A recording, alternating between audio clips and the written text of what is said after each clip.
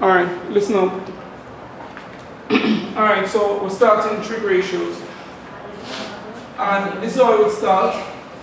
I would start by saying that trig ratios are used to solve a right angle triangle. So again, so the tools therefore for solving the right angle triangle are Pythagoras theorem and the trig ratio, because they apply specifically to a right angle triangle.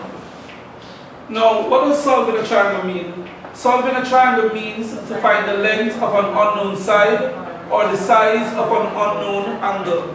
So I can use the trig ratios to find the length of an unknown side of a right angle triangle or the size of an unknown angle of a right angle triangle, which is used to solve a right angle triangle.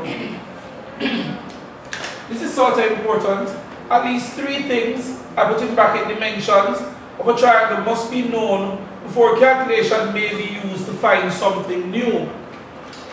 So, in order for me to use calculation to solve a triangle, I must first know three things about it.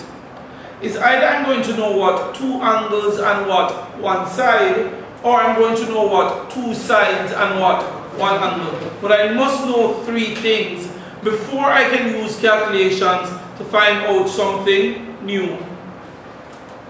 These are the trig ratios. They are what? Sine, which is opposite over hypotenuse. You can shorten it like this. Cosine is adjacent over hypotenuse. And this is the short way of writing it. Tangent is what? Opposite over adjacent. Alright? We need to become very familiar with these. With enough practice, you will. Then I write that sine, cosine, and tangent are functions of an angle. You will see as we get into it. After you write sine, cosine, or tangent, the next thing you must write is the angle. In other words, the input for sine, cosine, or tangent is an angle. So after you write sine, cosine, or tangent, the next thing you must write is the angle. We'll get into that. Now, before we can go anywhere with trigonometry, we need to understand the idea of what? Opposite and adjacent.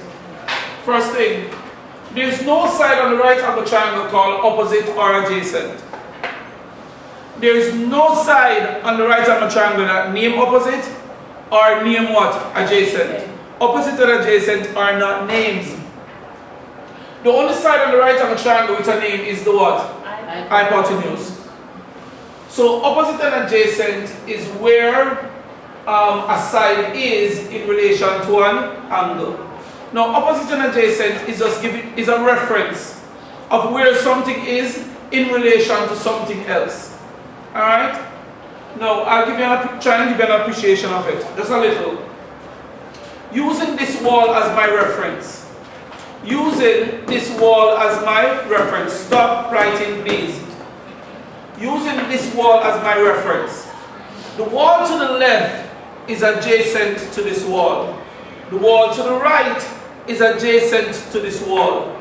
The wall over there, so that not touching this wall at all, is what? Opposite to this what? Wall. So this wall as my reference. The wall to my left is what? Adjacent. The wall to my right is adjacent. The wall over there is what? Opposite. Alright? It's a similar thing when we get into the triangles. I didn't say it, but opposite and adjacent changes position when the angle changes. Opposite and adjacent change position when the angle changes. Alright, when the angle changes. So, for example, if I change the reference to this wall over here, remember now before this was what? Adjacent, not it? And over there so was adjacent, and over there so was what? Opposite. But let us change the reference. Now, this wall is my reference. Now, to this wall, the wall to my right is what? Adjacent. The wall to my left is what? Adjacent. But the wall over there so is what? Opposite. But a while ago, the wall there was what? Opposite, and the wall there was what? Adjacent. No, because I changed the reference. That wall is now what? Adjacent. That wall is what? Adjacent. And the one over there is what? Opposite. Opposite and adjacent changes position when the angle changes. Because what?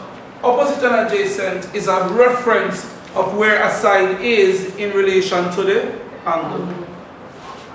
So let me try and illustrate that point using these two diagrams. What I was trying to do, I was trying to draw two identical triangles. And what I want to show you is that there is no side named opposite and adjacent. Opposite and adjacent can what? Change. And opposite and adjacent changes when the what? The angle, when the reference what? Changes. Alright. So let us say that this is my reference. Please note, the side in front of angle C is the side that is opposite to C. So that side is what? Is opposite to what? C. The side in front of the right angle is the what? No, sir. Hypotenuse. The side in front of the right angle is the hypotenuse. So this is the hypotenuse. Now, if this is opposite to the angle and this is the hypotenuse, this must be what? Adjacent. This is adjacent to C. This side in front of C is opposite to C. The side down here, so to the right, is what? Adjacent to C. The side in front of the right angle is the Hypotenuse. Stay with me. Now let us change the reference. Now my reference is now what? B. Ladies and gentlemen, the side in front of B is the side that is what? Opposite. Opposite to B. The side in front of the right angle is always the what? Hypotenuse. Hypotenuse. Therefore, this side must be what? Adjacent. Adjacent to what? B. Notice that opposite and adjacent to what? Changes when the what? Angle change. Opposite and adjacent will change position depending on the angle. Write out this quickly.